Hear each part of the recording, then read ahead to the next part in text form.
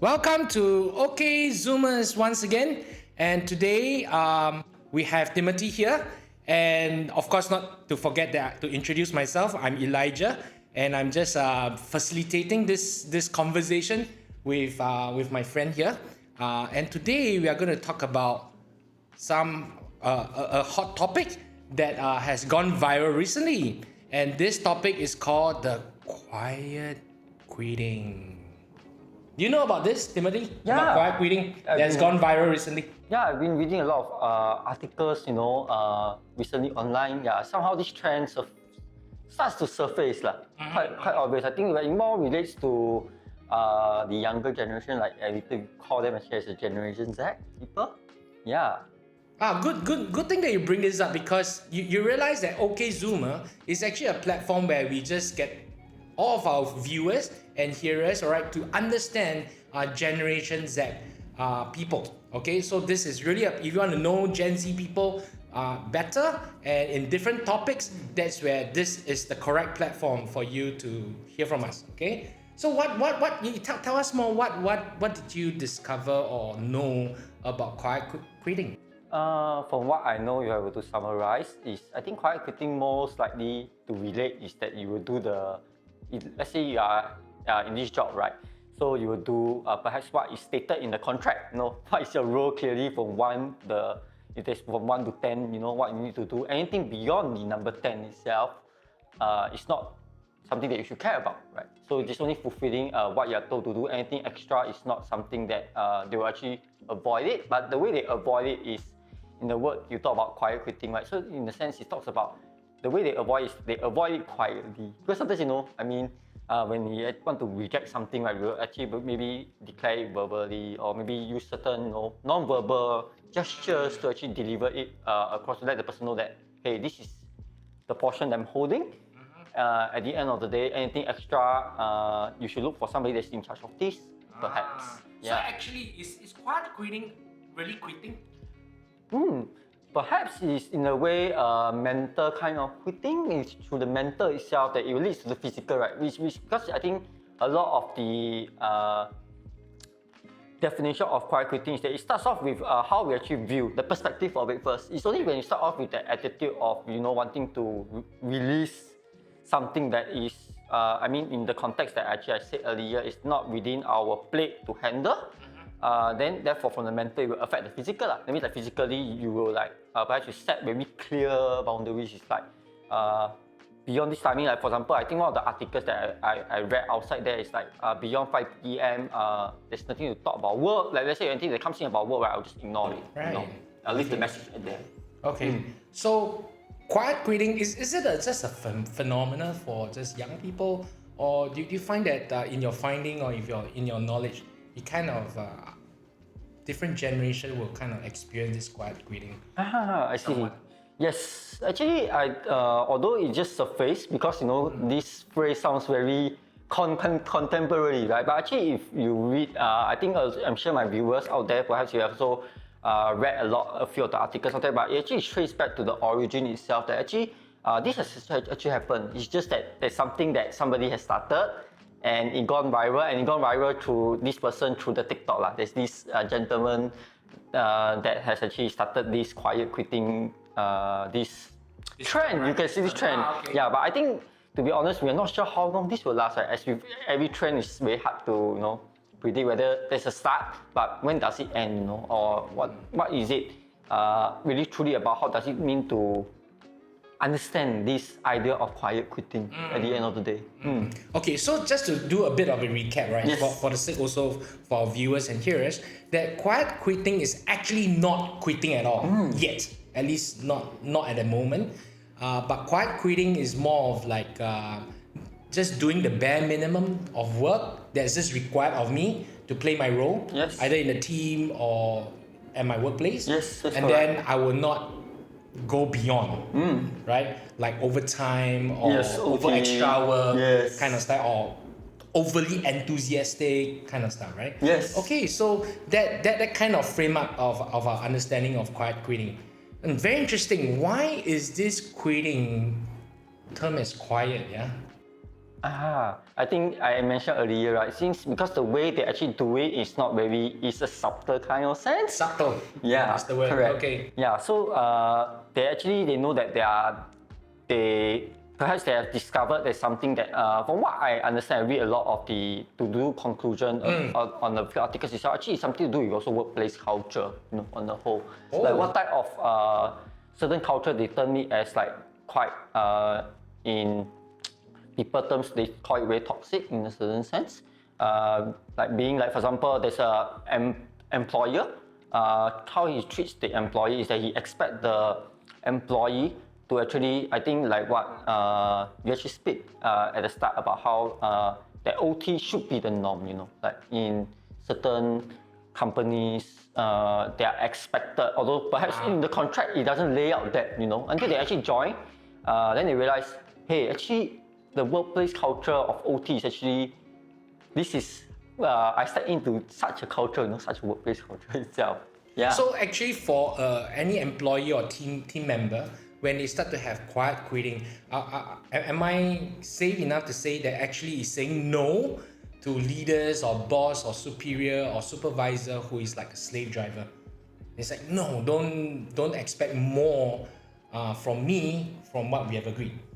Kind of stuff, right? Yes, you can say is that, but I think at the end of the day, it's also sometimes in order to, I think for myself, I believe strongly in actually giving in order to have quality work, right? Then therefore there needs to be the 100%. Put in more extra work. Yes, correct. Like the 10% more. That will actually, although the quiet quitting also talks about how also there are people that actually they give 110%, or 120, even higher, right?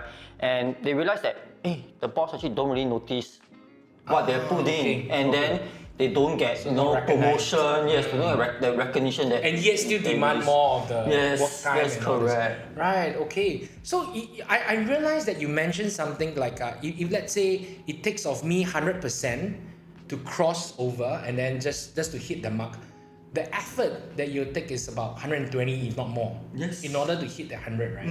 So you put in a bit more. That's hey, correct. it sounds like we are of the same generation. I'm from Generation X. I see. That's interesting. So are you of my era? They're the same mentality. Okay, but it's interesting because young people seems to see it very differently, right? Their perspective of this work and then the amount of effort to be put in. Yes. So, but you see, I got a sense that they may be calculative when it comes to effort and time. But it seems like there's something else that's driving them to do that. So I wonder, in your opinion, right, what actually makes them go in that direction? I mean, obviously they know, right? Yes, correct. That if you want to reach that the milestone, I need to put in 100, if not more, right? But what actually makes them decided by choice that they won't give extra more? I think it's the perspective that perhaps one point that I see is that a lot of young people will see as the job as a vehicle itself. How they describe that is because it's as a means, as a way to just survive. At the end of the day, it's just here to provide me with money.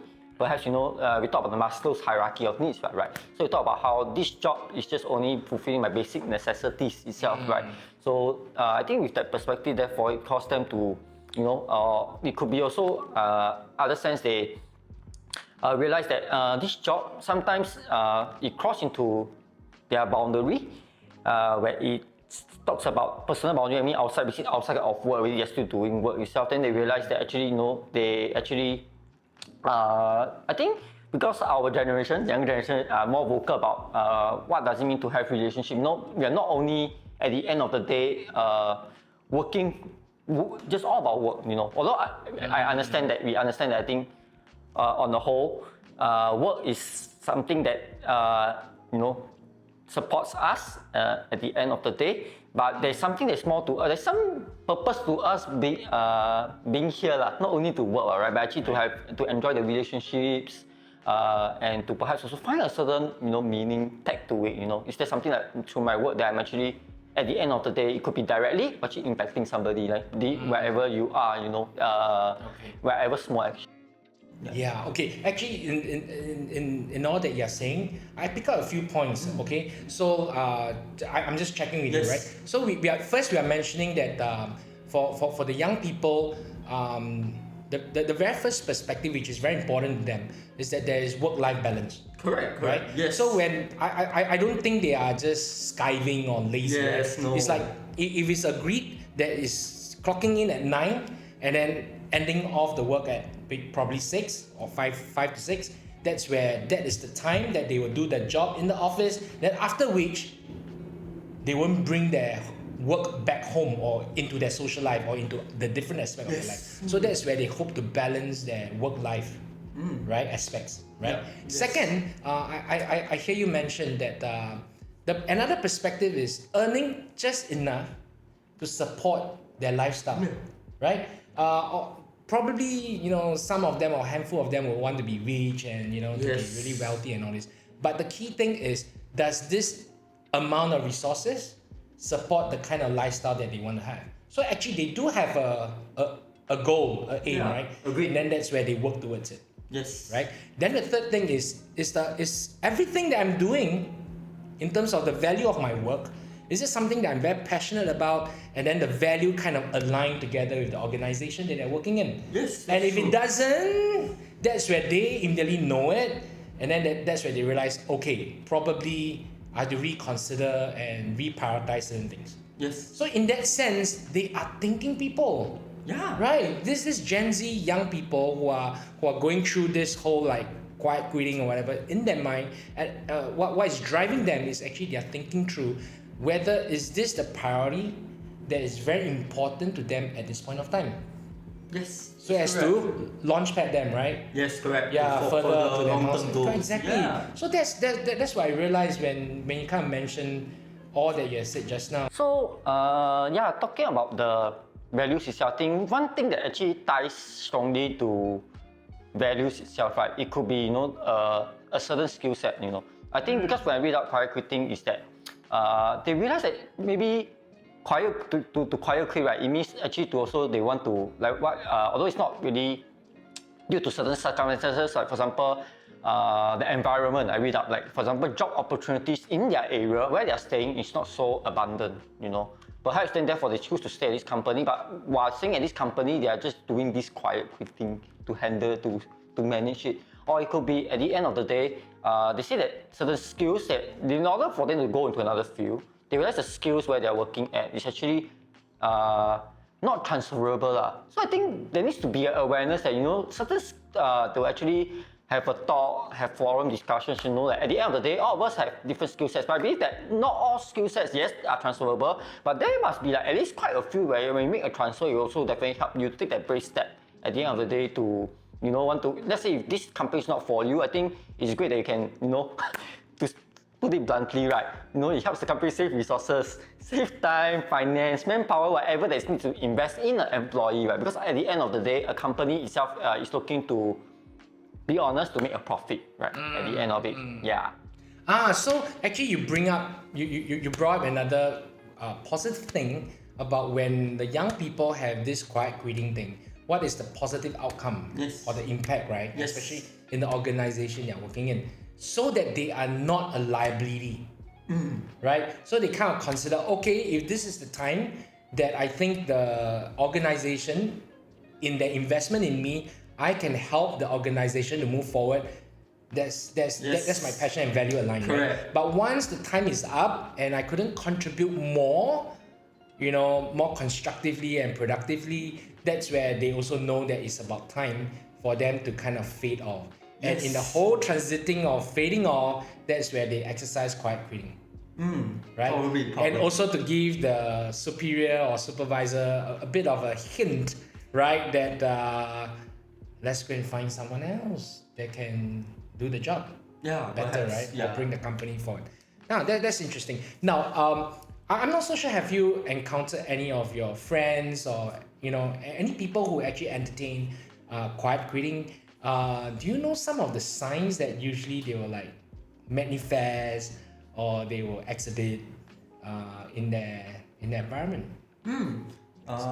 So this is also to give our viewers and our hearers, right, to know, in case some of them are still wondering, am I quiet quitting now, or or am I like, so it's to give them a clearer understanding. Understand. Perhaps it's not. I think we at the start we established that it's not doing more than expected. But that's just one symptom, right? Let's not use that. Just that. I think what is described as signs. Let's just not use that. When you see a colleague, perhaps a friend that is doing this. You're quiet quitting. Like at the end of the day, you're doing quietly. Right. But I think one thing is a sign of quiet quitting is also maybe they actually start something like perhaps another one that I read about is they start something on the side I read on because they like what I say is there something. Is it moonlight? It's not moonlight, it's like in a side hustle. Side hustle. It's a legal side hustle itself. Right. Yeah, correct. So it's because they know that why they're doing quiet quitting the current job is because certain values don't align. Therefore, right, they start something on the side, and while starting on something aside, there's something that they discover, hey, does this actually really align with my values? Then I think it will bring more clarity, right? In a certain sense, with this side, whether to holding something that has because I think Singapore, let's be honest, not in Singapore, I think all around the world the cost of living is increasing currently because of inflation. So while holding this job itself, right, there's some security. I think we talk about Maslow hierarchy, good chasing back. So there's this financial security, while this so there are different streams of income. Correct. Okay. So while I'm figuring out, I know that I don't fit here in one way or another, but at the same time, I think to our viewers out there is that wherever we are placed is that I think it's still important. I believe always, right, since we actually have been given this role, let's execute it decently, right, at the end of the day. Be whatever terms that's laid out and stuff like that. Back to the point I was saying, so yeah, the side hustle, right, helps them to discover more as a person, what values I stand for.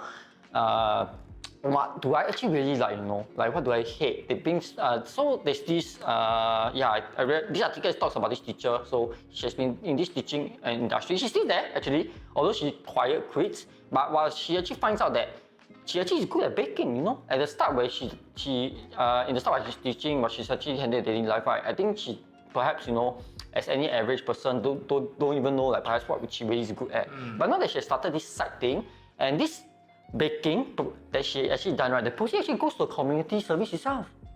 Okay. Yeah, at the end of the day. So you can see she actually find more value, find more joy in what to live in the life, as a person, at the day, as a wholesome individual that it's not only the work that defines me, but I'm more than the work, right? So I think that is also an important point that I think quiet quitting brings up. Okay. While you kind of, which is very interesting because I've never seen it this way, that actually when a person is going through the process of quiet quitting, at the same time, this person wants to maximize whatever time and skill sets that he or she has, and then kind of do in the whole journey of exploring, right? What are her skill and what contribution her skill can bring to her, and so on and so forth. But at the same time, when you're mentioning this, I am hearing another voices, and that these voices are voices of the employers or the team leaders. Oh, yes. They're like, whoa, that statement that Timothy you just mentioned is gonna be very risky and tricky, right? Obvious, right? Yes, Yeah, that's true. I mean, I can imagine a team leader or department head that says, all right, let's do this, and then expect like, all right, guys, for probably the next 3 months, in order for this project to take off well, I think we're going to, put in a lot of effort, a lot of man hours into it, and so on and so forth. And then we have he or she may have members that is like quietly quitting. I'm just only going to do the bare minimum. I'm not going to be like, I'm going to enjoy my work-life balance. I'm not going to do overtime, so on and so forth, and put in extra effort. Yet at the same time, they are probably trying to discover other areas, right, that they can go into, and they kind of rechannel their energy there. So I can imagine the department head or team leader were like, oh dear, I'm not going to have a committed, team members here to do the job. Okay, yes. At the end of the day, I just disclaimer. I think it's not saying that okay, now employees go and check your employees all the time to micromanage, right? At the end of the day. Why I bring up this point is because while quiet quitting can for the employees, you know, or for the younger people, they may see a lot of advantages here, and probably they are happy that they have that choice.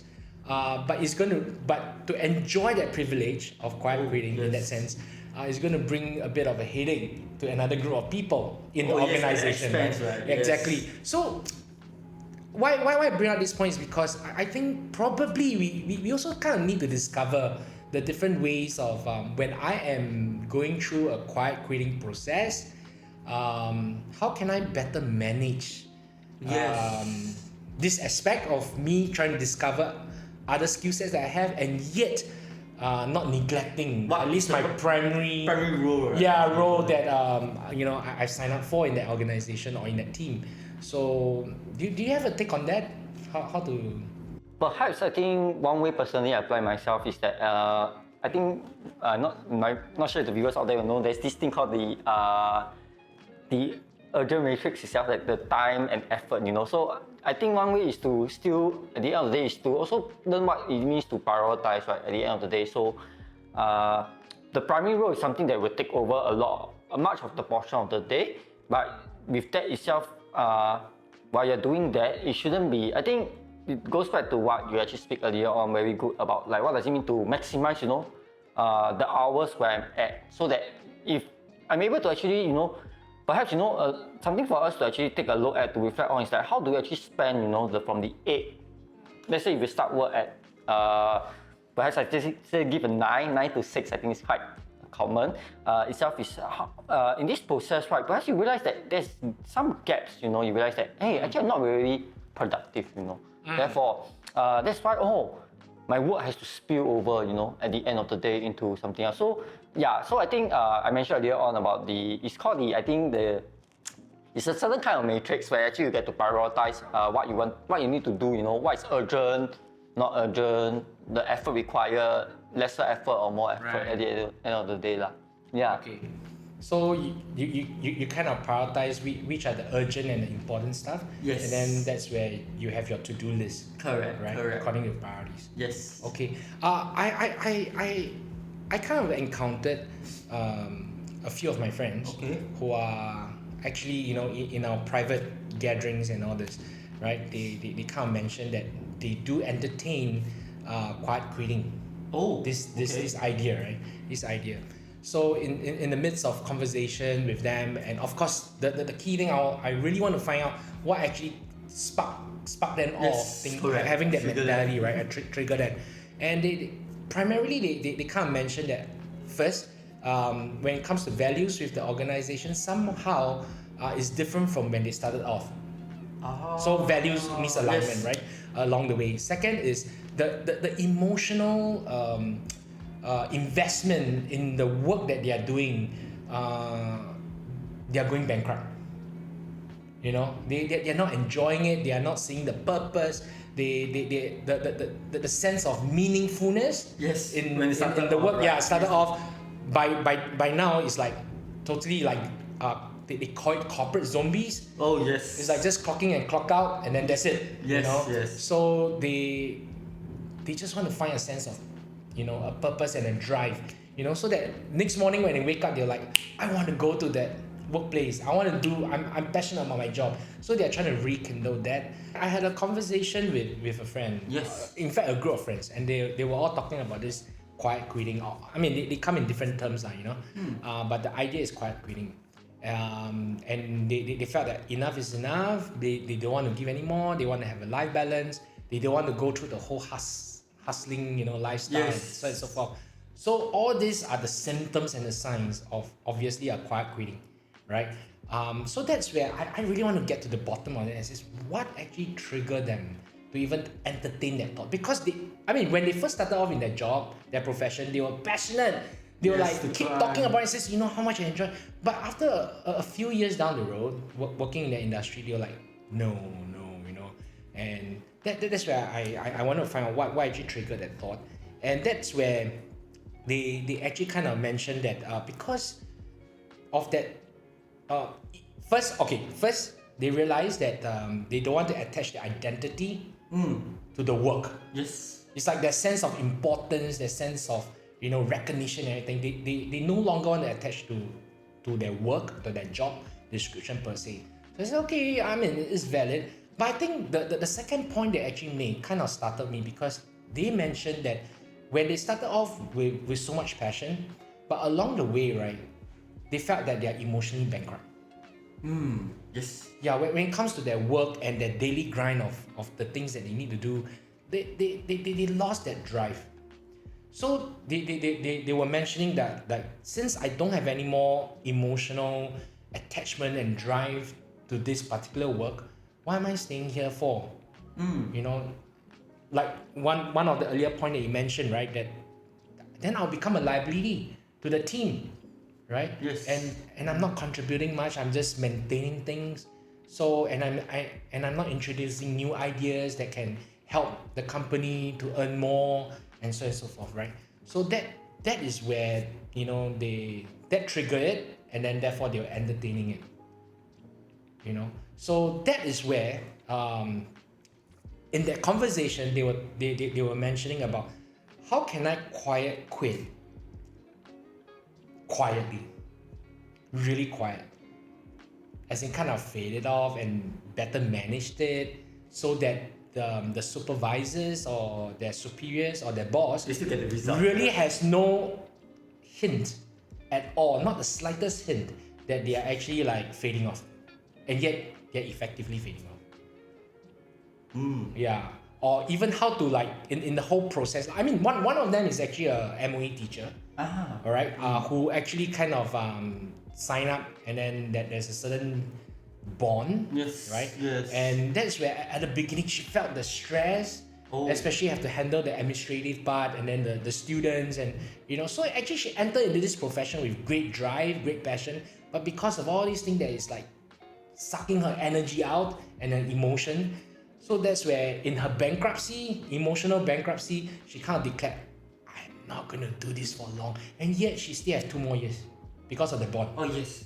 Correct. So she's like, I cannot see myself enduring for 2 more years, yet she has to, right? So how to handle that remaining time in this profession professionally, So I believe those of us who are entertaining that thought now at this present stage of our life, probably some of us are caught in that situation as well. Yes, We can't yes. quit immediately Because probably we have a family or whatever to Yes. feed, right?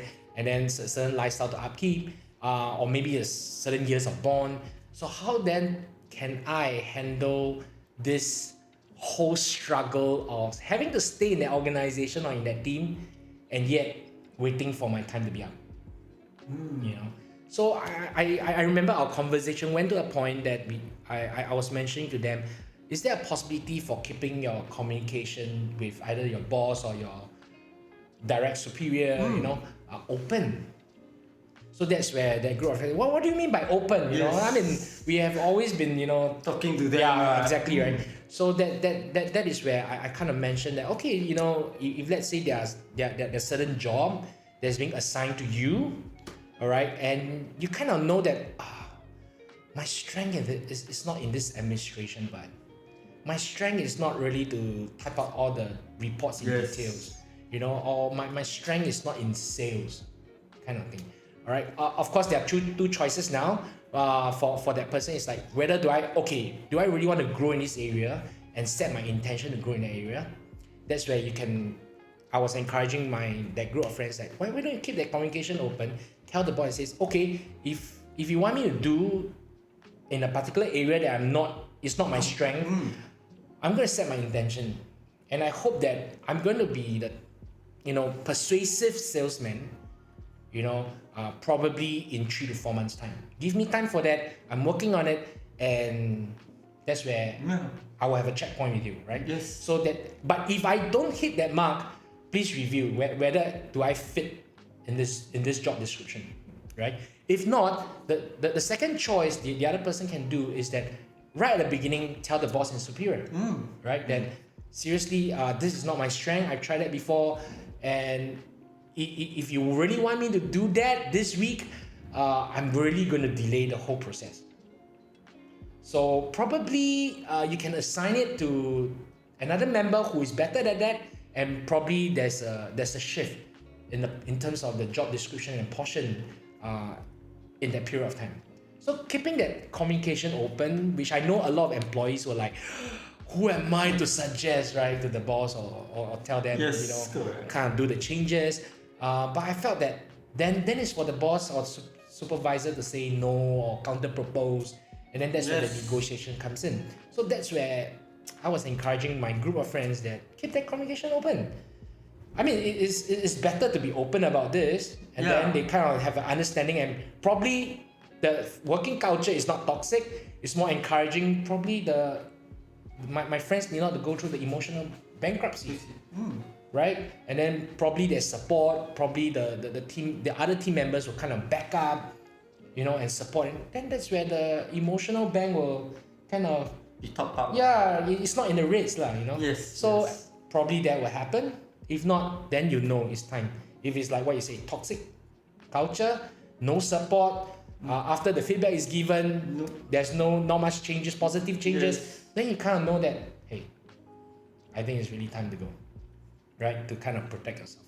So our discussion went in this way lah. So I'm not too sure whether is that a good practical handles for people who are now caught in this situation to consider. But from our conversation with my friends and all this, it kind of make them feel better and willing to take the step, and which some of them just progress on.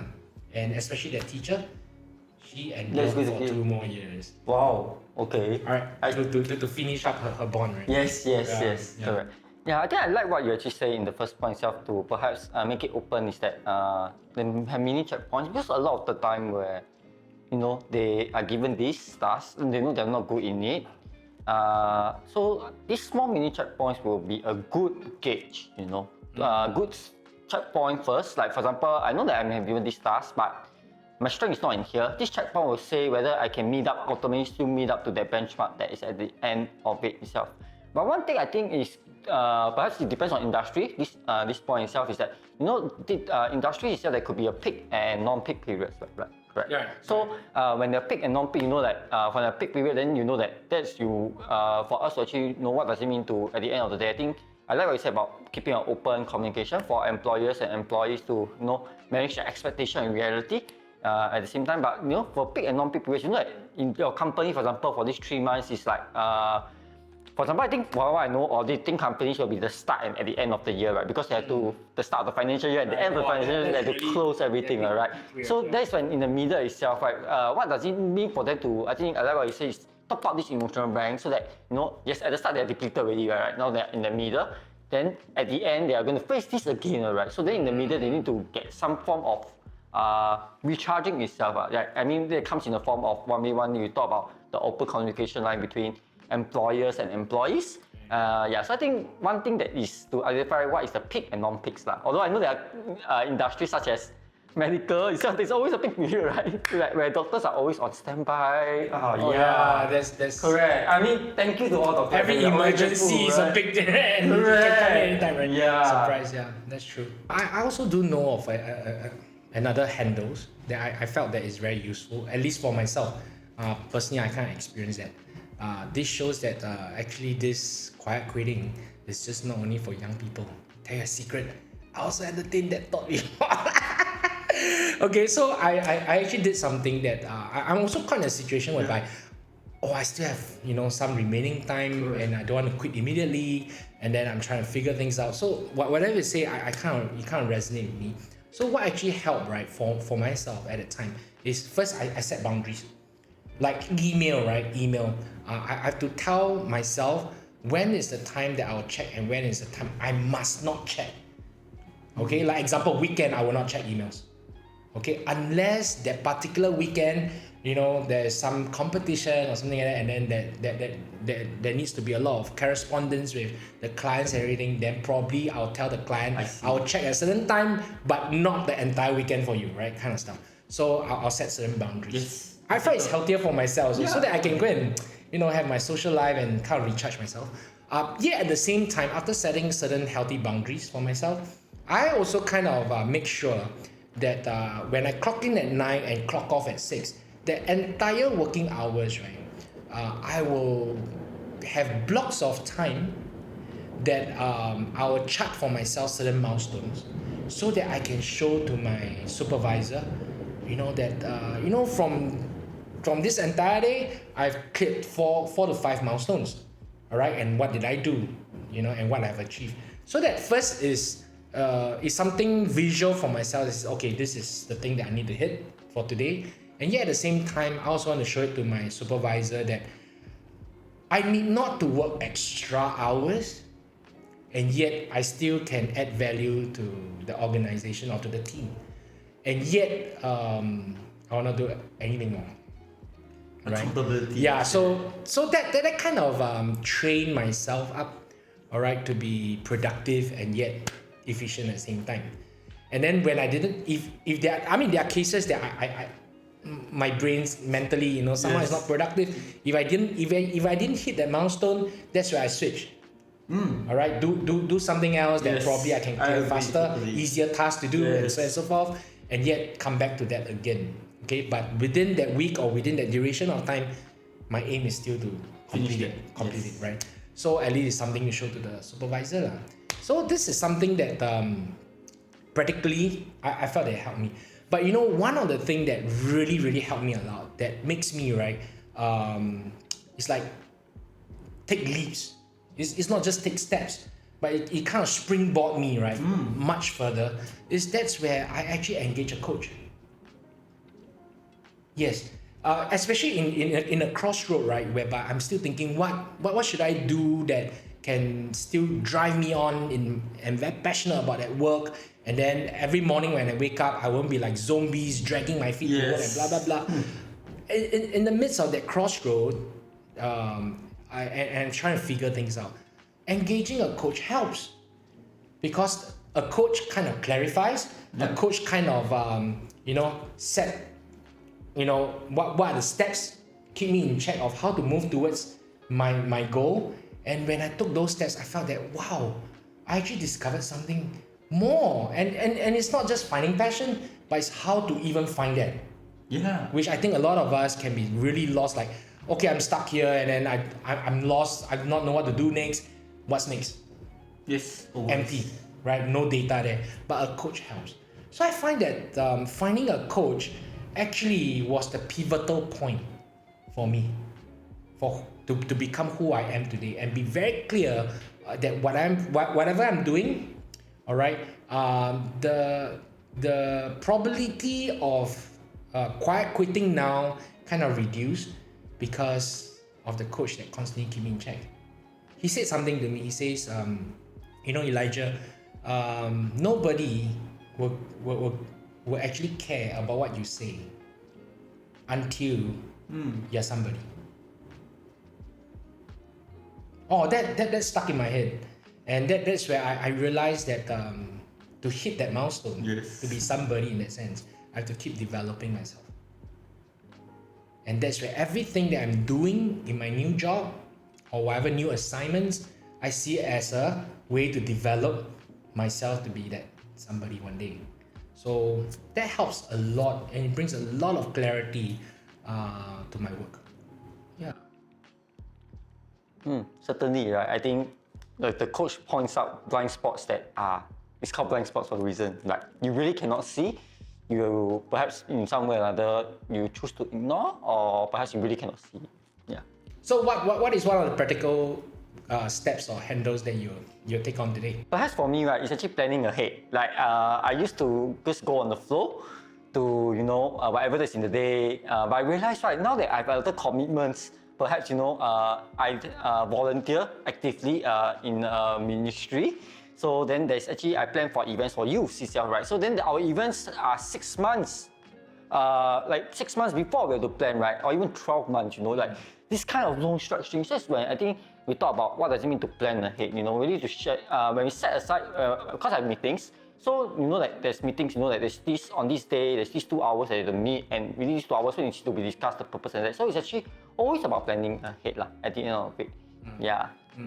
For me, one of the takeaways, which I'm still currently doing, all right, is to really engage a coach. It's like a coach is like a pacer, you know. Yes. Constantly running ahead of me, and then that's the direction I'll go, and then he can't pace me towards and finish it well. So yeah, so that's my takeaway for today. That's great. All right. So thank you for tuning in for this episode in Oakay Zoomer. All right, where we talk about quiet quitting, and of course you can find our other episodes on Spotify and YouTube. Just look up for Oakay Zoomers. Okay, Oakay. Okay, Zoomers. Zoomer on Spotify and YouTube. All right, so let us know what other topics you want us to cover that's of your interest in our upcoming episodes on Instagram at Oaktree PTE Ltd Private Limited. See ya in the next episode. Ciao.